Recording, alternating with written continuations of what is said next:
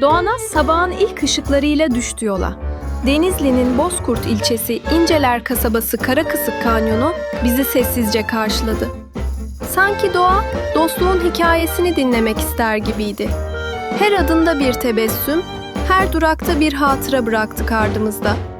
Kanyon içinde, kayaların arasında yankılanan kahkahalar, doğanın tertemiz nefesi.